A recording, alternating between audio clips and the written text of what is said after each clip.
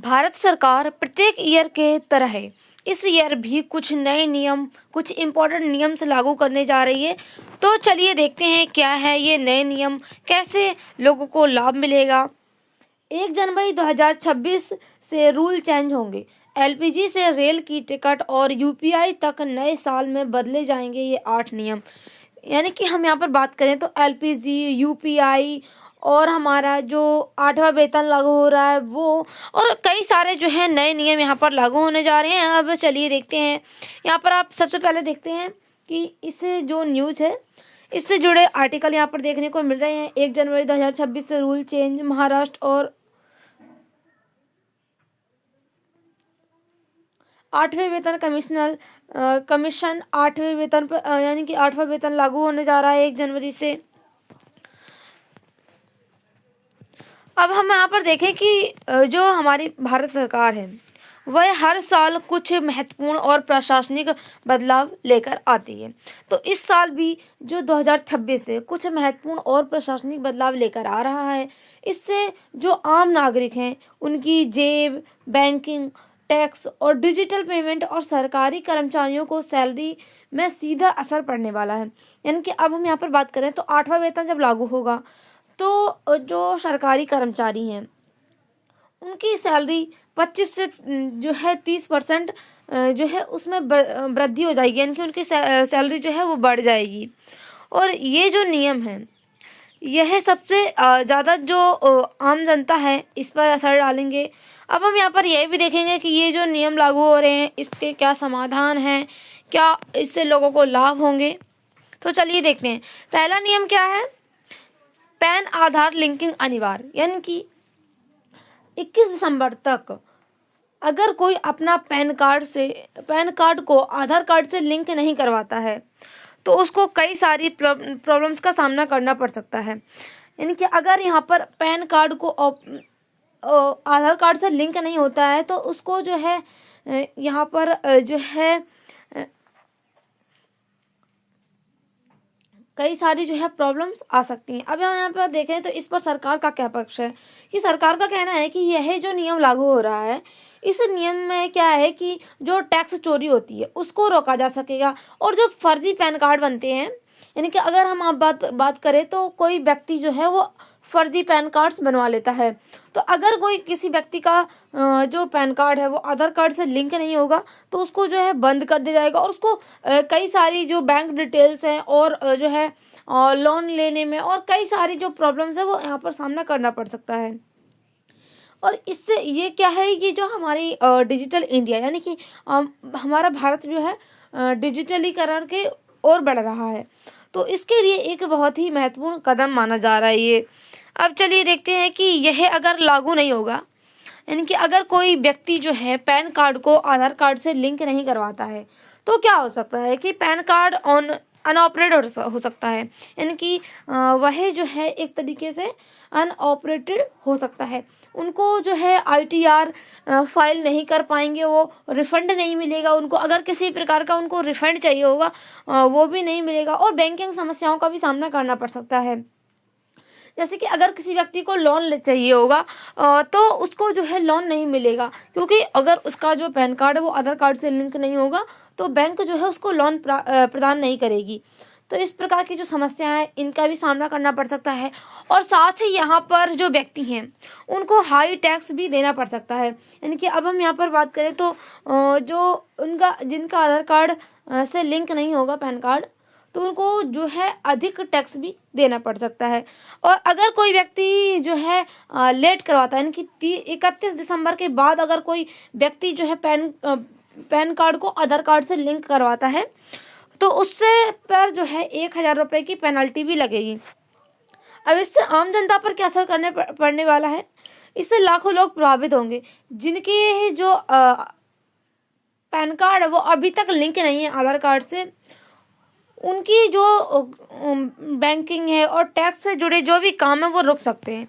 अब इसके लिए समाधान क्या है कि आज ही इनकम टैक्स की फाइनल रिपोर्ट या एसएमएस से लिंक करें और स्टेटस चेक करें और अपना जो है जाकर पैन कार्ड आधार कार्ड से लिंक करवाएं। अब यहाँ पर जो सेकंड नियम है वो क्या है? रिवाइज्ड आईटीआर की सुविधा बंद। अब यहाँ पर ये देखें कि ये जो क्या है कि ITR और जो है यह सुविधा क्यों बंद हो रही है। तो अब हम यहाँ पर बात करें तो वित्त वर्ष जैसे कि अगर हम 2024-25 की बात करें तो जो रिवाइज्ड है ITR फाइल को करने के लिए जो है आखिरी तारीख जो थी वो 31 दिसंबर 2025 थी।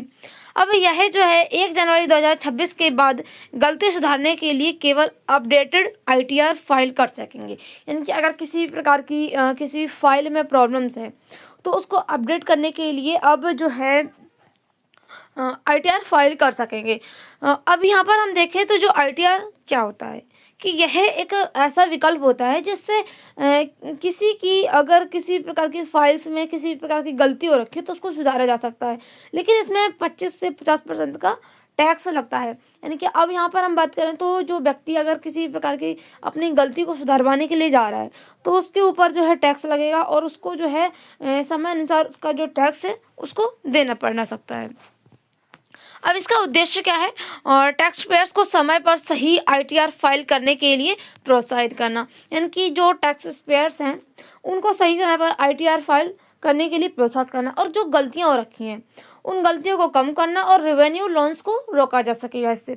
अब आम जनता पर क्या असर पड़ने वाला है, अगर गलती रह गई तो जो है यह महंगा पड़ सकता है। यानी कि अगर कोई व्यक्ति है, अगर वह किसी भी तरीके की उसकी फाइल में गलती है और उसको सुधरवाना चाहता है और उसके बाद भी अगर उसमें कुछ गलती रह गई है तो यह जो है काफ़ी ज़्यादा महंगा पड़ सकता है और रिफ़ंड जो है क्लेम करने में भी उसको दिक्कत आ सकती है। यानी कि उसको रिफ़ंड लेने में ही काफ़ी ज़्यादा प्रॉब्लम आ सकती हैं।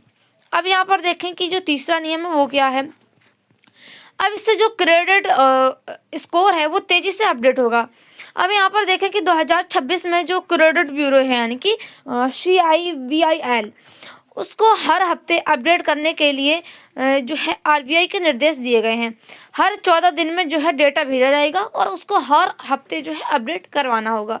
इससे आम आदमी को क्या फ़ायदा होगा, समय पर पेमेंट का जो है फ़ायदा तुरंत स्कोर से दिखेगा। यानी कि अब जो आम आदमी है उनको समय पर जो है पेमेंट प्राप्त हो जाएगी, उनको बेहतर लोन रेट्स मिल जाएगा, हाई लिमिटेड जो है इन पर टैक्स भी नहीं लगेगा। अब यहाँ पर देखें कि देरी या रिफाइल्ड पर का नुकसान भी देखेगा। यानी कि अब जो आम जनता है उनको नुकसान भी देखने को मिल सकता है।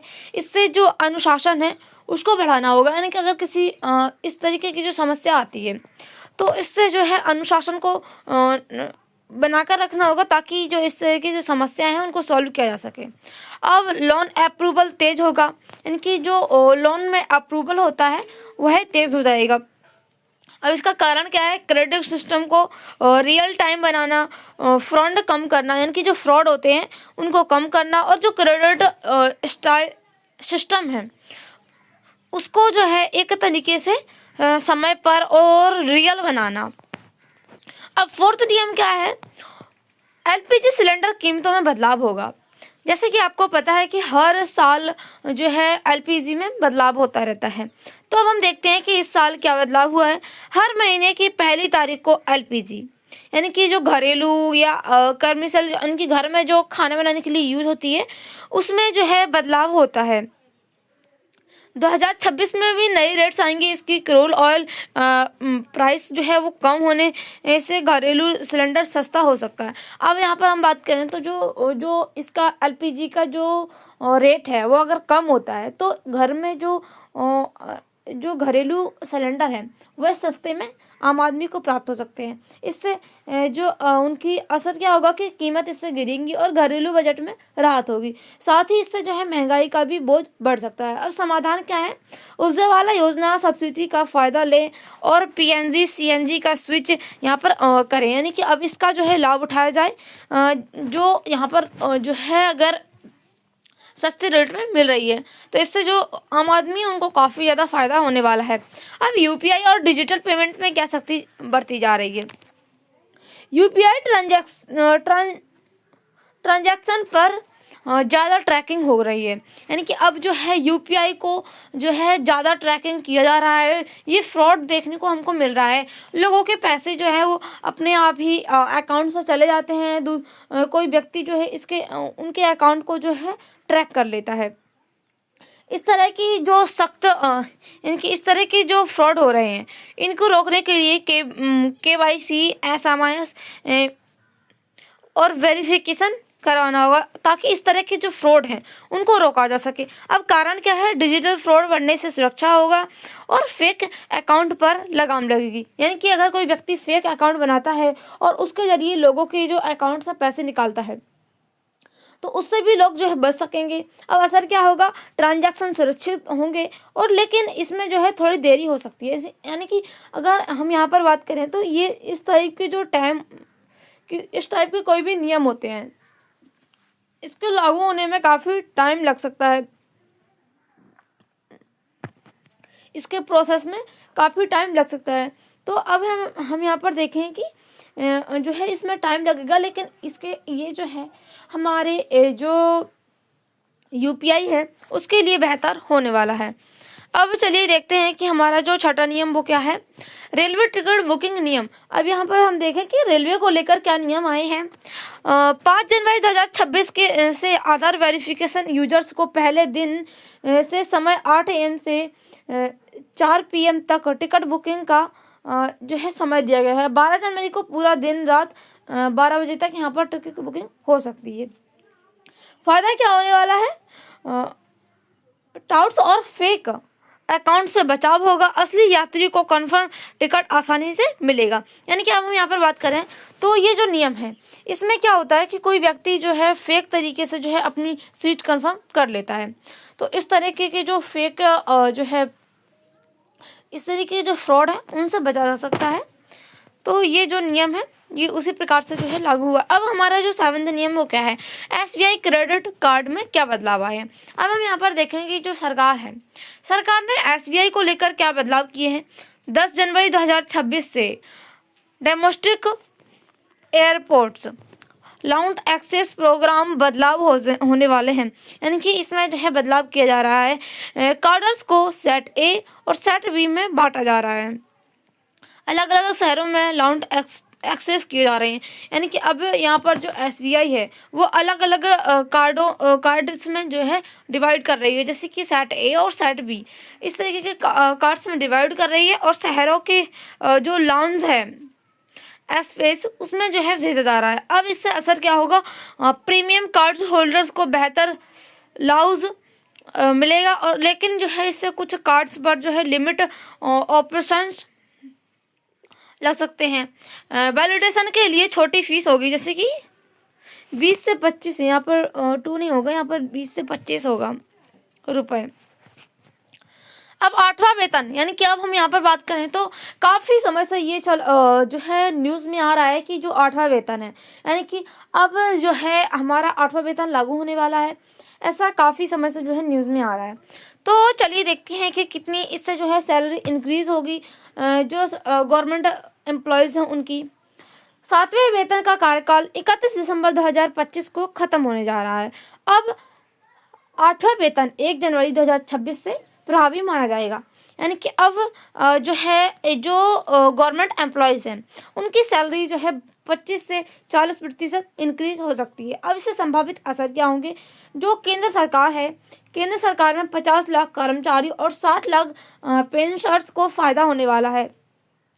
DM मर्ज होगा और एरियर्स मिल सकते हैं, लेकिन लागू होने में समय लगेगा। यानी कि अब यहाँ पर बात करें तो जो यह वेतन है इससे लोगों को, जो गवर्नमेंट एम्प्लॉयज़ हैं उनको काफ़ी ज़्यादा फ़ायदा होने वाला है। उनकी जो सैलरी है वो काफ़ी ज़्यादा इंक्रीज़ हो जाएगी।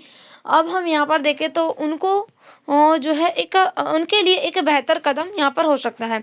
अब निष्कर्ष क्या है, ये बदलाव अनुपालन, सुरक्षा और पारदर्शिता को बढ़ाने के लिए किए जा रहे हैं। यानी कि ये जो बदलाव किए जा रहे हैं भारत सरकार के द्वारा, ये बदलाव जो हमारी सुरक्षा है और पारदर्शिता उसको बनाने के लिए किए जा रहे हैं, उसको बढ़ाने के लिए।